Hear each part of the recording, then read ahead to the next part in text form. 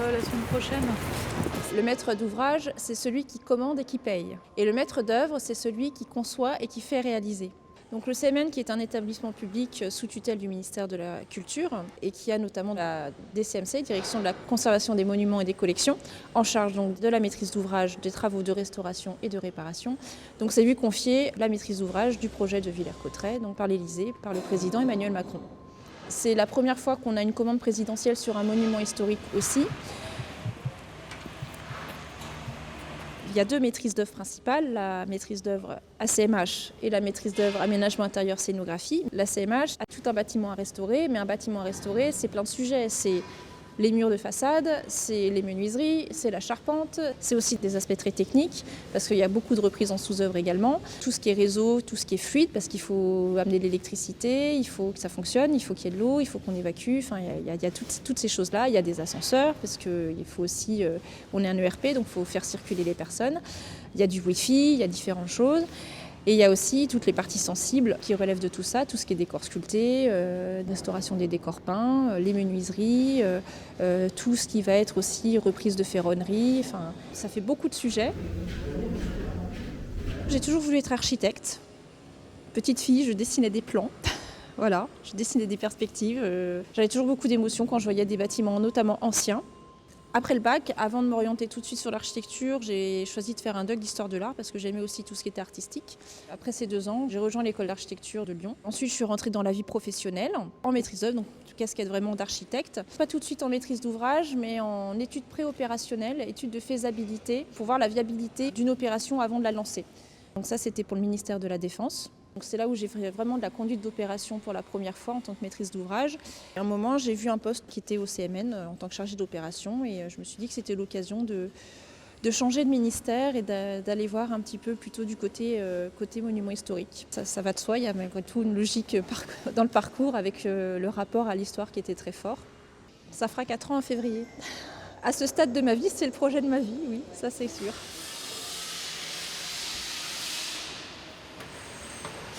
Il faut être très organisé. Il faut aussi savoir de quoi on parle. Donc effectivement, pour échanger avec les différents interlocuteurs, dans ce cadre précis, dans les monuments historiques, comprendre ce qu'est un monument historique. Et puis il y a toute la partie technique, toute la partie financière, toute la partie administrative également, puisque comme on est un établissement public, on est soumis au code de la commande publique. Donc il y a tout ce volet juridique qui nous concerne pour notamment tout simplement la passation des marchés, parce que si on n'a pas de marché, il n'y a rien qui ne se fait. Voilà, il n'y a pas de conception, il n'y a pas de réalisation.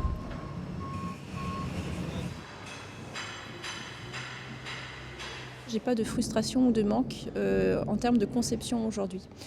Puisque malgré tout, la conception, il faut toujours répondre à un client. On n'est pas là pour se faire plaisir, on est là pour répondre à une commande. Et c'est vrai que des fois, j'ai peut-être pu avoir des fois plus de frustration à dessiner des projets qui devaient correspondre à une commande, mais qui ne correspondaient pas forcément à mes convictions. Donc c'est vrai qu'aujourd'hui, je me sens beaucoup plus à l'aise et beaucoup plus libre en maîtrise d'ouvrage. On ne peut pas vraiment parler de créativité, parce que c'est pas du tout le même travail. Pour moi, la créativité, ça reste quand même chez le maître d'œuvre. Mais il y a du challenge, il y a d'autres choses. Peut-être que si on peut dire qu'il y aurait un petit peu de créativité quand il faut monter tout simplement l'opération, le montage d'opération, on crée quelque chose. Donc oui, dans ce cadre-là, on peut dire qu'il y a de la créativité malgré tout.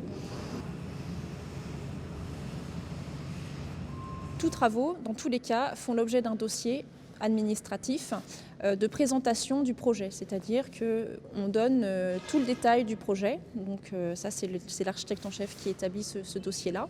Il y a des documents écrits qui expliquent le projet, qui expliquent l'histoire du château, le parti pris architectural. Dans cette chapelle-ci, le parti pris architectural défendu par l'architecte en chef et qui était aussi défendu par le CMN, c'était de restituer le volume de la chapelle telle qu'elle était au moment de la signature de l'ordonnance de Villers-Cotterêts par François Ier, avec donc une restitution de voûte qui est donc une restitution théorique, puisqu'effectivement on n'a aucun document graphique ni aucun descriptif qui permettait de savoir ou de définir la nature précise de cette voûte.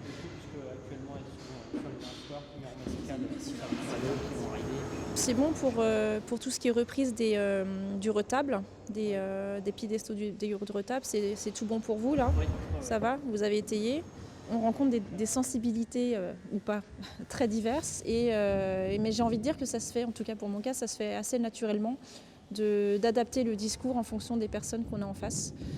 Le rapport de force entre les uns et les autres se fait ressentir de manière beaucoup plus importante. Ça, je l'ai vraiment ressenti, mais pas forcément parce que je suis une femme et que je suis face à des hommes, mais je l'ai beaucoup vu chez les hommes entre eux.